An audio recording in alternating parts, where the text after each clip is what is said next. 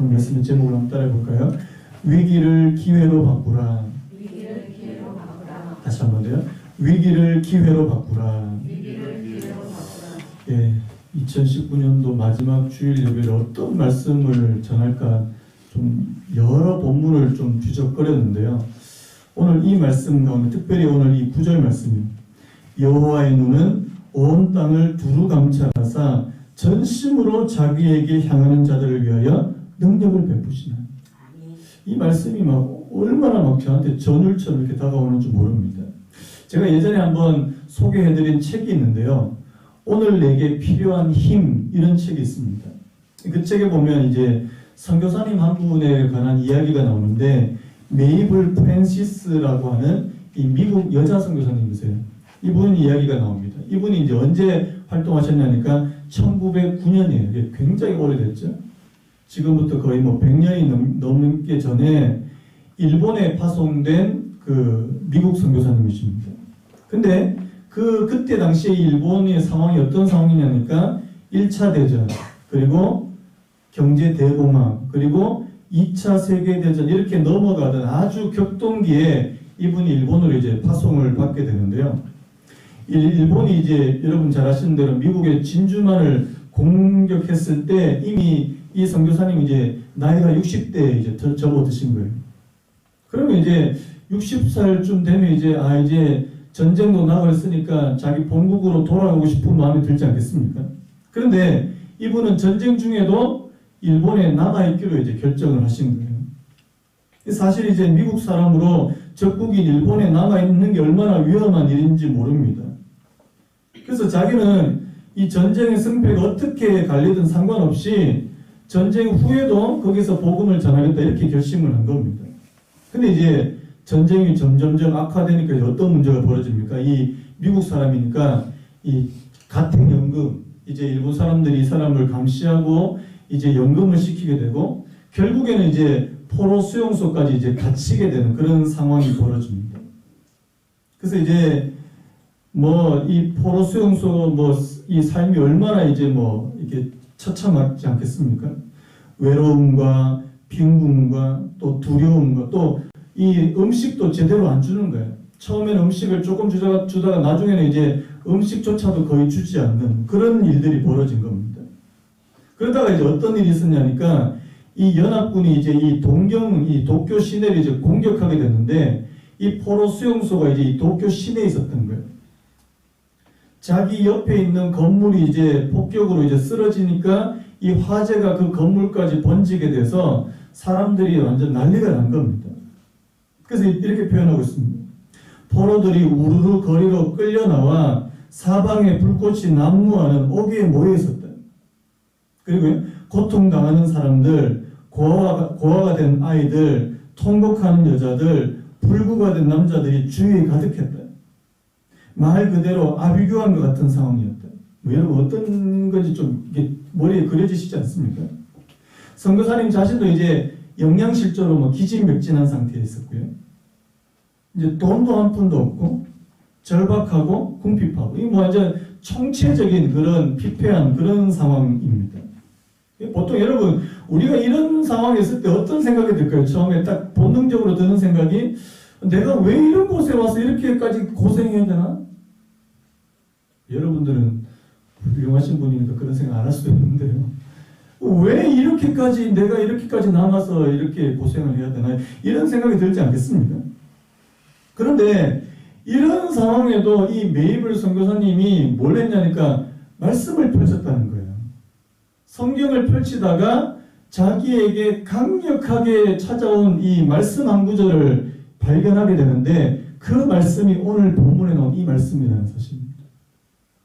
여호와의 눈은 온 땅을 두루 감찰하사 전심으로 자기에게 향하는 자들에게 능력을 베푸시나니.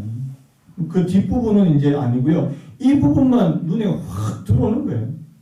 여러분 요즘에 보면 왜 뭐 이런 표현 많이 쓰지 않습니까? 인생 영화, 뭐 인생 뭐 요리, 뭐 인생 여행, 뭐 이게 인생이란 말을 많이 붙이는데요. 이게 자기 인생에서 이런 게 없었다는 거 아닙니까?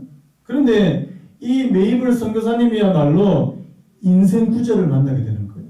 인생 구절, 자기의 삶을 송두리째 바꿀 수 있는 그런 말씀입니다. 그 말씀이요, 뭐라고요? 여호와의 눈은 온 땅을 두루 감찰하사 전심으로 자기에게 향하는 자들에게 능력을 베푸시는, 이 부분에서 이 메이블 선교사가 이 부분을 직접 이렇게 설명합니다. 들어보실래요? 그분은 돈이 어디에 있는지, 우리의 도움이 어디서 오는지 그냥 아신다. 번번이 기적에 의지하여 살아가던 그 시절 내내 이것이 우리의 힘의 원천이 되어야 했다. 어떤 말씀이죠? 그래서 이분에게 이 말씀이 이런 가운데도 이런 말씀이 찾아오니까 이게 사람이 이게 바뀌는 거예요. 여러분 이 구절의 의미를 아시겠습니까? 여호와의 눈이 온 땅을 두루 감찰하신다. 이게 무슨 뜻이냐니까 하나님의 눈이 막 바쁘게 움직인다는 거예요. 무엇 하기 위해서요?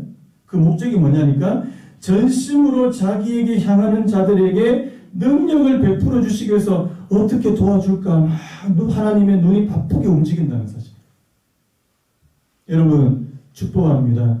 하나님의 눈이 여러분들을 돕기 위해서, 여러분들에게 은혜와 능력을 베푸시기 위해서 바쁘게 움직여지시는 그런 은혜가 있기를 예수님의 이름으로 축복합니다.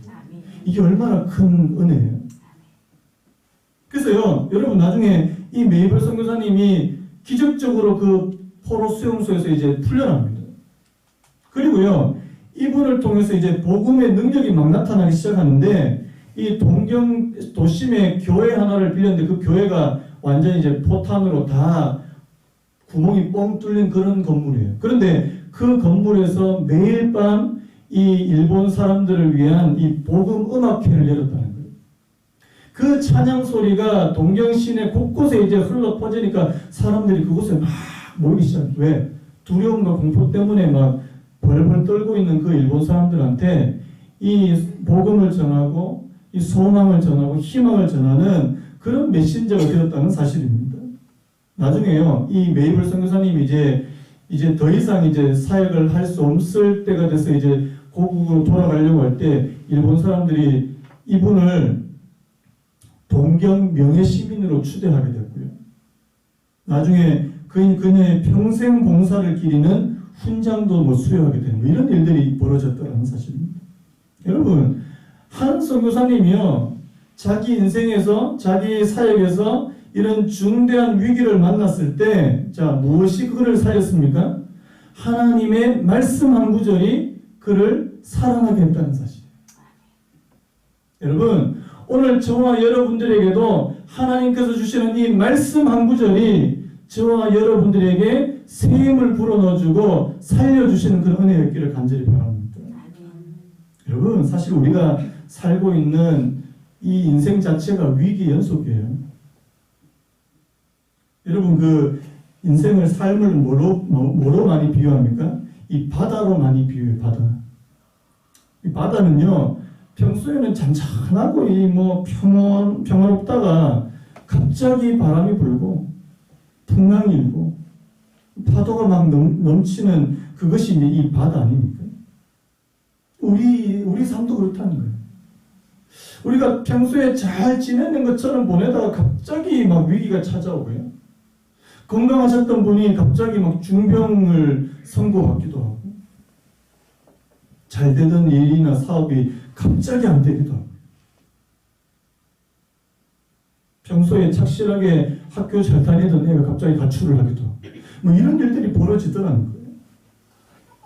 여러분, 하나님께서 오늘 저와 여러분들의 인생을 예측 가능하게 하셨을까요? 예측 불가능하게 하셨을까요?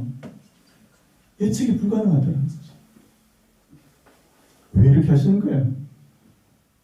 전도서 7장 14절 말씀, 제가 뭐 여러 번 인용했던 말씀, 우리 같이 한번 읽어봤으면 좋겠습니다. 시작. 형통한 날에는 기뻐하고 공고한 날에는 되돌아보아라. 이 두 가지를 하나님이 병행하게 하사 사람이 그의 장래일을 능히 헤아려 알지 못하게 하시느니라. 형통한 날에는 기뻐하고 공고한 날에는 되돌아보아라. 그게 뭐냐면 하나님께서 장래일을 알지 못하게 하십니다.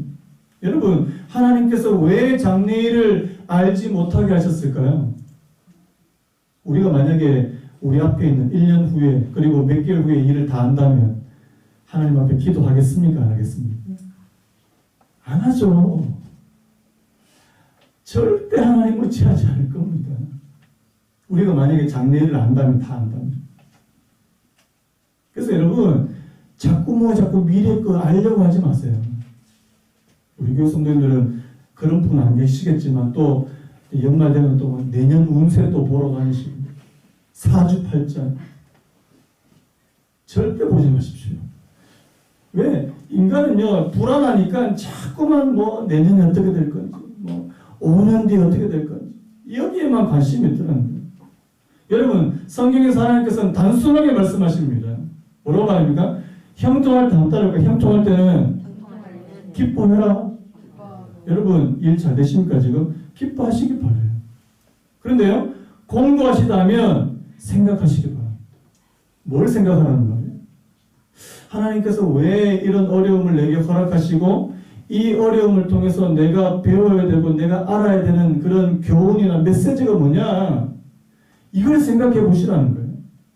그래서 오늘 저와 여러분들에게 하나님께서 단순하게 하나님을 의지하고 단순하게 또 기뻐하고 또 생각하는 이런 일들을 하지 날마다 우리가 미래를 염려하고 그렇게 살지 말라고 그렇게 말씀하시더라는 사실입니다. 그래서요 오늘 이 본문 말씀을 오늘 저희들이 같이 좀 나누기를 원하는데요. 오늘 본문은 이 유다 아사왕에 관한 말씀 아닙니까? 제가 작년 초인 걸로 기억해요. 제가 이 역대하 14장부터 16장까지 한번 설교를 한 적이 있는데요. 아직 그 부분에서 이제 들어보지 못하신 분에 대해서 이제 아사왕에 대해서 잠깐 설명을 드리려고 하는데 이 아사왕은 남쪽 유다 왕으로 전체적인 평가가 아주 좋은 왕이에요. 역대하 14장 2절 3절 이런 말씀이 있습니다. 아사가 그의 하나님 여호와 보시기에 선과 정의를 행하여 이방 제단과 산당을 없애고 주상을 깨뜨리며 아세라상을 찍고 자 어떤 왕이라고요? 여호와 보시기에 선과 정의를 행하는 하나님 보시기에 비교적 선한 왕으로 그렇게 평가받는 사람이 바로 이 아사왕입니다. 나중에 보면 이 백성들로 하여금 하나님의 말씀을 듣게 하고요. 우상을 막 찍어서 없애고요. 하나님을 찾게 만드는 이 신앙 회복 운동을 일으킨 왕이 바로 이 아사왕입니다. 그런데 여러분 이 아사왕의 인생 가운데도 두 가지 큰 위기가 있습니다. 두 번의 위기가 찾아오는데 여러분 잘 아시죠? 첫 번째 위기가 언제예요? 이 구스, 아프리카 사람 구스의 100만 대군이 이 유다를 침공했을 때요. 자, 우리 14장 10절 우리 같이 한번 읽어볼까요? 같이 읽겠습니다. 시작. 구스 사람 세라가 그들을 치려하여 군사 100만 명과 병거 300대를 거느리고 마레사에 이르니. 여러분 이 구스 이 아프리카 사람인데 유다를 치기 위해서 100만이나 되는 대군을 이끌고 쳐들어옵니다. 아사도 이제 나름 병력을 군대를 준비해서 50만이나 되는 그런 군대를 준비했지만 여러분 수적으로 이 절반밖에 되지 않아요. 수적으로 굉장히 열세에 있다는 사실입니다. 여러분 근데 우리가 잘 아는 대로 아사의 이 초창기 아사가 젊었을 때 아사가 처음에 하나님을 그렇게 믿기 시작했을 때 어땠습니까? 첫 번째 위기를 어떻게 넘겨요? 믿음으로 넘기더라. 틀어주세요. 제가 이게 온풍기를 틀면 목이 확 가서 그래서 이제 껐는데 추워하시니까 뒤에만 들어주세요. 여러분 그 14장 11절에 아사가 드린 유명한 기도가 있습니다.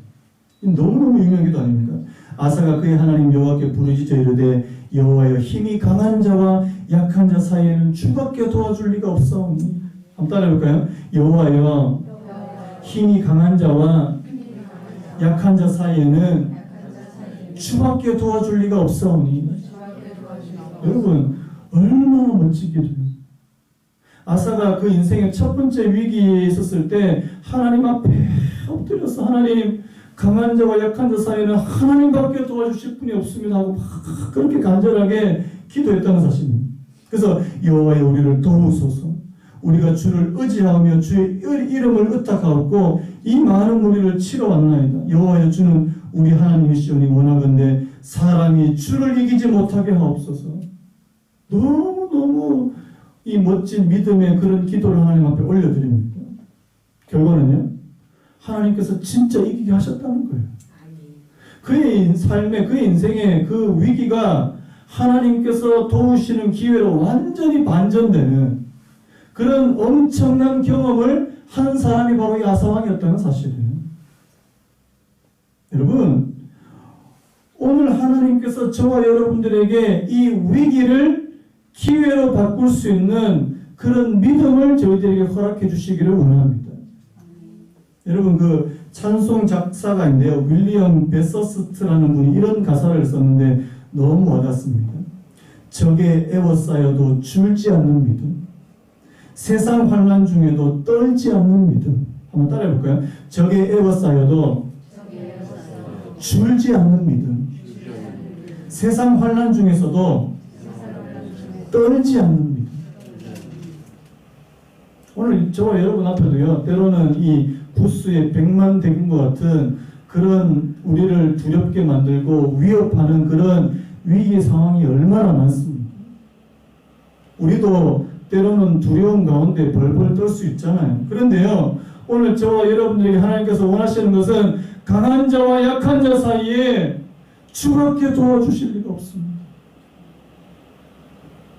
제가 성탄절 때 설교하면서 좀 감정이 막 욱해가지고 제가 좀 격해져가지고 좀 그렇게 설교를 해서 되게 죄송한데요. 최근에 우리 교회에서 뭐 크고 작은 일들이 좀 소소하게 일어났었습니다. 제가 자세하게는 좀 말씀을 못 드리는데요. 딱 3주년을 기점으로 해서 뭐 이런 일들이 막 계속해서 일어나는 거예요. 그래서 제 마음을, 제가 지금 이제 마음을, 평정심을 되찾고 다시 한번 제 자신을 돌아보니까 제가 두려움에 쌓여 있었더라고요. 제가 뭐 지난주 수요일날 막 이렇게 막 감정이 막 격해가지고 이렇게 막 눈물을 흘리면서 그렇게 설교하니까 어떤 집사님이 저한테 오셨어요. 목사님 왜 우세요? 다 설명을 못 드려요. 근데 다 설명을 못 드리지만 그런 일들이 좀 있었습니다. 하나님께서 진짜 놀라운 게요, 그 수요일부터 지금 주일까지 며칠 되지 않았는데 하나님께서 제 마음을 많이 회복시키십니다. 감사하게 지금 저희 전도사님과 우리 저희 집사람이 지금 저녁마다 나와서 기도하고 있어요. 저도 나와서 기도합니다. 하나님, 강한 자와 약한 자 사이에는 주밖에 도와주시옵소서.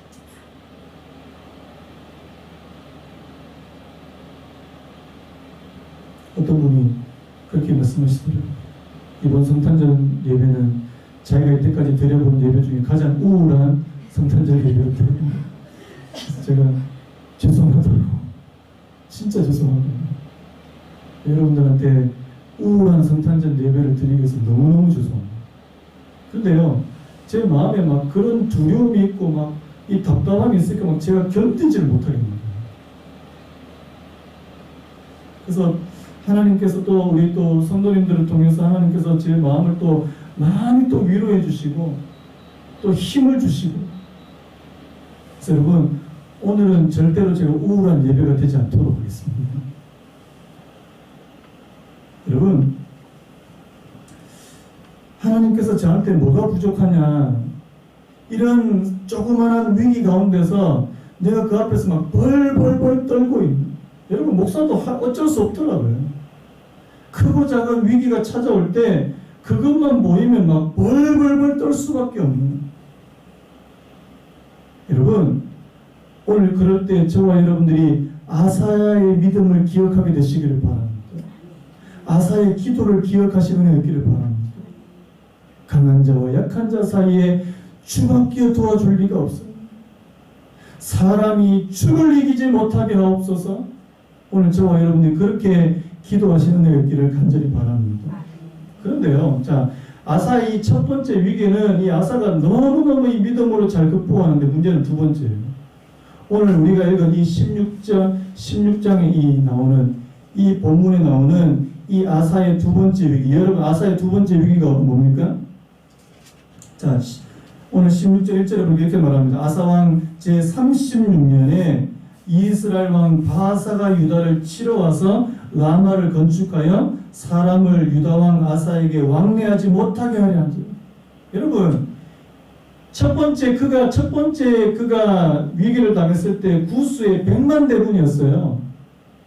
근데 여러분, 거기에 비하면 오늘 지금 여기 나오는 이 북이스라엘, 이 바사라 왕이라고 불리는 북이스라엘의 이 침공은 아무것도 아닙니다. 아무것도 아니에요.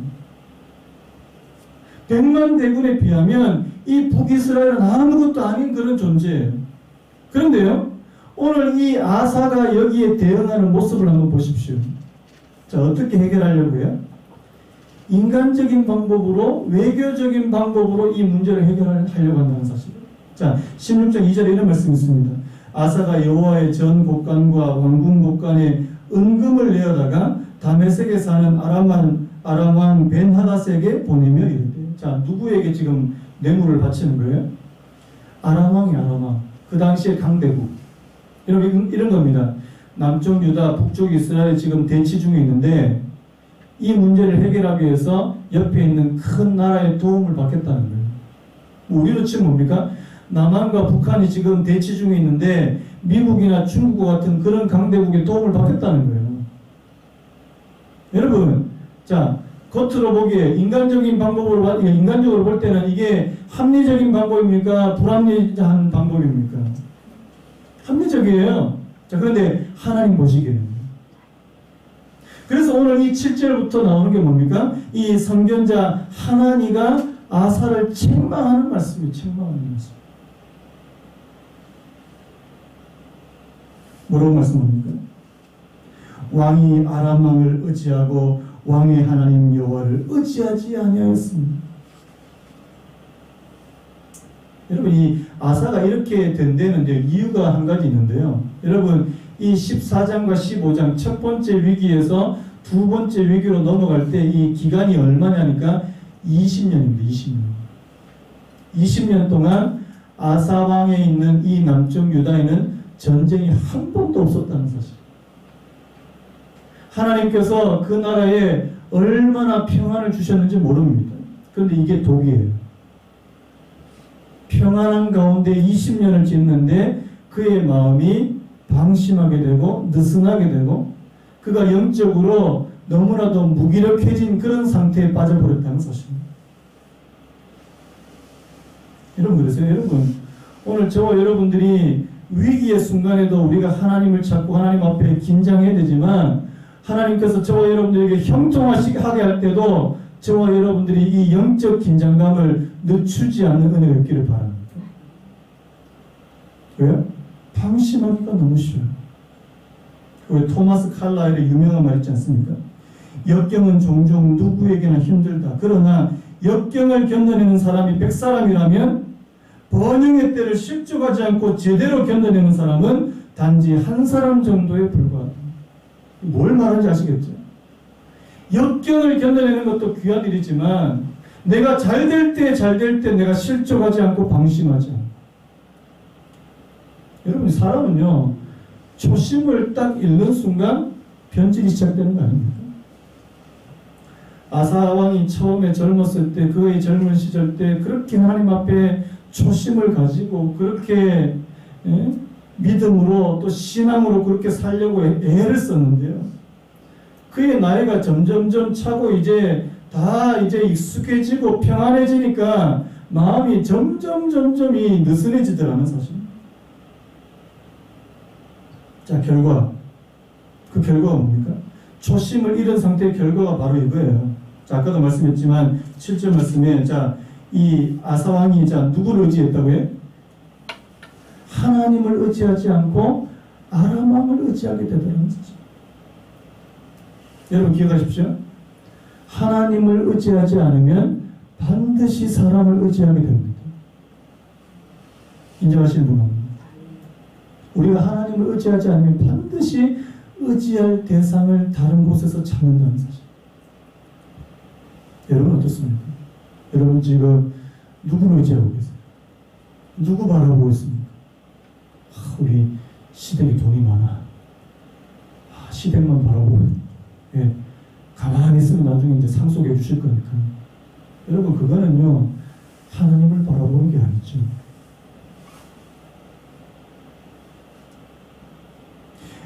저는 이 말씀을 보면서 참 놀라웠던 게 뭐냐니까, 아사가 그 예전에 그렇게 엄청난 그런 믿음의 경험을 하고 나서도 이것이 이렇게 이 지경이 되었다는 게 저는 놀라워요.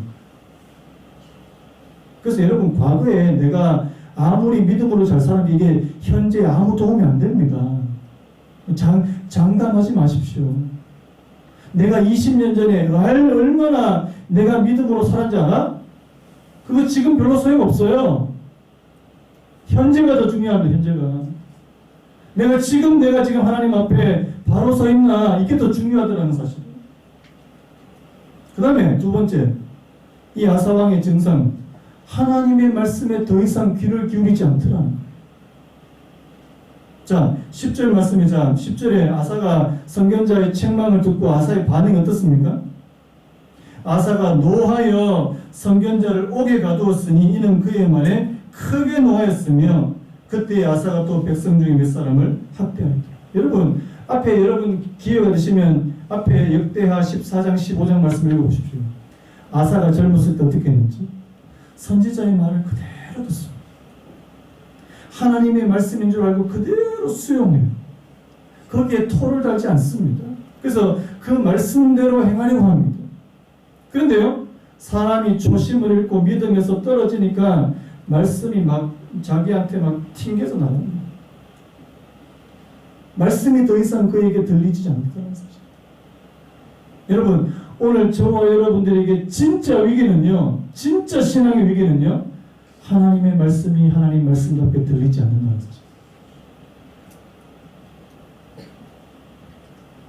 자, 그렇다면 오늘 어떻게 하면 오늘 우리가 아사처럼 이렇게 되지 않을 수 있을까?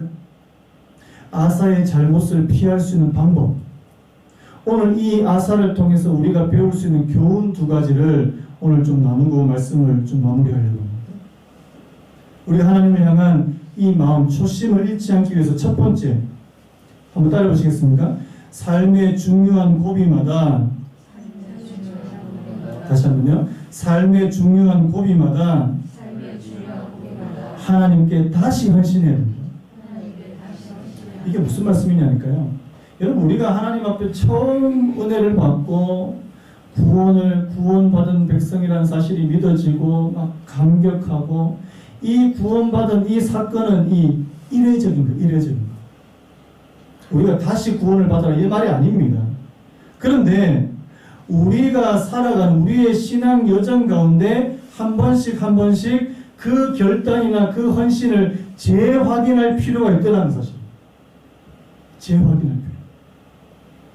그 대표적인 경우가 요한복음 21장에 나오는 베드로예요. 베드로. 여러분, 베드로는 예수님의 수제자입니다. 수제자. 예수님이라면 뭐 자다가도 벌떡 일어날 사람이 베드로였어요. 물 위를 걸었잖아요. 그런데 이 베드로가 결정적으로 언제 실족합니까? 예수님이 잡히시던데. 예수님을 3번 부인합니다. 완전히 이제 추락하게 되는. 그래서 여러분, 요한복음 21장에 보면, 자, 누가 베드로를 찾아오십니까? 예수님께서 먼저 찾아오시더라. 이렇게 물으십니다. 요한의 아들 시몬아, 네가 다른 사람들보다 나를 더 사랑하느냐? 오늘 예수님께서 베드로에게 네가 나를 사랑하느냐? 3번 물으셨어요. 여러분, 왜 이렇게 물으시는 거예요? 베드로의 마음, 베드로가 지금 어떤 마음 상태, 어떤 영적인 상태에 있는 건지 다시금 점검하기를 원하시고요. 다시금 결단으로 이끄시기 위해서 이렇게 말씀하시는 거 아닙니까? 오늘 우리도 한번 점검을 하는, 내가 진짜 예수님을 사랑하고 있습니다. 예수님 사랑하고 있습니다. 하나님 사랑하고 있습니다. 예전 같지 않습니까? 예전에는 막 찬양만 불러도 막 마음에서, 눈에서 막 눈물이 쏟아지고 있는데 요즘에는 막 그냥 덩덩하게 감동도 없고 감격도 없고 사랑하는 마음도 많이 식고. 여러분, 점검하셔야 되고요. 다시금 우리가 거기서 다시금 회복하고 재확인해야 된다는 사실이에요. 그래서 그런 의미에서 삶의 중요한 고비마다 하나님께 다시 헌신해야 된다는 사실이에요. 저는 교회적으로나 개인적으로 지금 딱 이 시점이 우리의 헌신을 다시 한번 재확인하는 그런 좋은 그런 시점이라고 생각합니다. 자, 한 해 마무리하고 새해 이제 다가와요. 자, 한 해 우리 한번 돌이켜보죠. 2019년도 우리 어땠는가? 우리 교회는요, 진짜 하나님께서 기뻐하시는 교회의 모습으로 지금 자꾸만 더 성숙되고 변화되고 있는가? 아니면 예전보다 못한 그런 모습이 보이지 않는가? 여러분, 이런 시간은 저희들에게 반드시 필요하다는 사실입니다. 그 다음 두 번째, 한번 따라볼까요? 하나님의 말씀에 대한 사모함을 회복해야 된다. 제가 아까도 말씀드렸죠. 말씀이 들리지 않는 경우가 가장 위험한 경우입니다. 아사왕에게 하나님의 말씀이, 이 선지자를 통한 하나님의 말씀이 더 이상 아무런 효력을 발휘하지 못하더라는 사실입니다. 여러분, 우리 자신 한번 보죠. 나는 지금 하나님의 말씀에 영향력 아래 있는가? 하나님의 말씀이 지금 내게 사모함이 있는가? 저는 우리 믿음을 점검할 수 있는 굉장히 중요한 잣대가 여기 있다고 생각해요. 내가 하나님의 말씀에 대한 사모함이 여전히 있습니다. 그래서 갈급해요. 여러분, 오늘 저기 포스터 한번 보십시오. 하나님, 당신을 갈망합니다. 여러분, 우리의 하나님에 대한 갈망을 뭘로 표현할까요? 말씀에 대한 갈망이 말씀에 대한 갈망.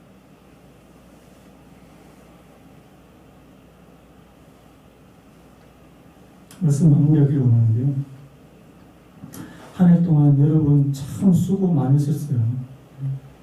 우리 특히 일부에 보신 분들, 또 봉사하셨던 분들 참 너무 수고 많으셨습니다. 그래서 때로는 지금 어떤 분들은 이렇게 막 지쳐있는 분들이 있어요. 내년에도 또 해야 되나? 또 해야 되나? 지쳐있는 분들도 있습니다. 사실 저도 제 자신을 보니까 저도 3년 동안 막 달려오면서 저도 좀 지친 것 같다는 생각이 들었어요. 여러분, 오늘 이 말씀을 여러분들에게 선물로 드리고 싶습니다. 오늘 본문 말씀, 이 9절 말씀처럼 여호와의 눈은 온 땅을 두루 감찰하사 전심으로 자기에게 향하는 자들을 위하여 능력을 베푸시다. 여러분, 오늘 이 말씀이 저와 여러분들에게 주시는 하나님의 말씀이 되시기를 예수님의 이름으로 축복합니다. 하나님은요, 오늘 저와 여러분들 위해서 저희도 한 여호와의 눈이 온 땅을 두루 감찰하시기를 원합니다. 내가 너희 어떻게 도움을 주고 어떻게 역사해주고 어떻게 능력을 베풀지 그렇게 하나님께서 바쁘시게 역사하시고 일하십니다. 여러분, 오늘 저와 여러분들에게 필요한 모든 힘이 바로 하나님께로부터 온다는 사실을 기억하시는 은혜가 있기를 간절히 바랍니다. 또 이 말씀 한 구절 더 드리고 싶어요. 오늘 우리 교동문에서 읽었던 말씀, 이사야서 40장 31절 말씀. 오직 여호와를 앙망하는 자는 새 힘을 얻으리니 독수리가 날개치며 올라감 같을 것이요 다른 박질하여도 곤비치 아니하고 걸어가도 피곤하지 아니하리로다.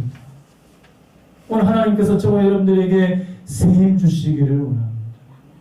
여기 독수리같이. 여러분, 독수리는요 참새처럼 이렇게 바닥거리지 않는데요.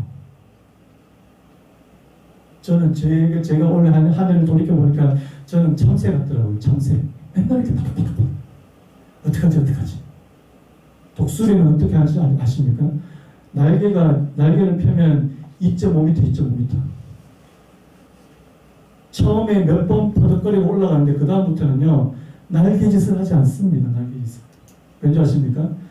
상승 기류를 타고 올라가요. 독수리는 상승 기류. 그래서 제가 그 독수리 설명했던 그 글을 어떻게 우연하게 보게 됐는데 독수리는 날개를 막 참새처럼 푸득푸득거리면서 그렇게 절대 날지 않는다는 거예요. 그런데요 상승 기류를 타고 올라가면 독수리가 얼마까지 올라가냐니까 무려 4,500m까지 올라간답니다. 4,500m. 그 다음부터는요 그냥 활공합니다. 활공. 수킬로를 날개짓 한 번도 안 하고 활공하면서 나는 게 그게 독수리라는 사실. 여러분, 하나님께서 오늘 저와 여러분들에게 너 참새처럼 살지 말라고 하십니다. 참새처럼 사셨던 분들 아멘. 저 참새였어요. 맨날 이렇게 하나님께서 저와 여러분들을 독수리라고 그렇게 부르십니다. 여호와를 앙망하는 자, 새 힘을 얻을 것입니다. 어떤 새 힘? 하나님께서 저희들을 밀어 올려주시는 상승기류처럼 저희들을 밀어 올려주시는 그 상승기류를 내가 타고만 있어도 그냥 날아갈 수 있는 하나님, 오늘 저와 여러분들에게 이 은혜를 허락해 주시기를 간절히 바랍니다. 2019년도 오늘 한 해를 마무리하면서 하나님께서 저희들에게 새 힘을 부어주시고 하나님 2020년도 저희들 또 달려가기를 원하는데 하나님께서 주시는 힘으로 내가 달려가도 피곤치 않고 걸어가도 곤비치 않는 그런 인생, 오늘 그런 인생 되시기를 예수님의 이름으로 축복합니다. 우리 아까 불렀던 찬양, 우리 선한 능력으로 이 찬양 한번 부르고 오늘 말씀을 마무리했으면 좋겠습니다.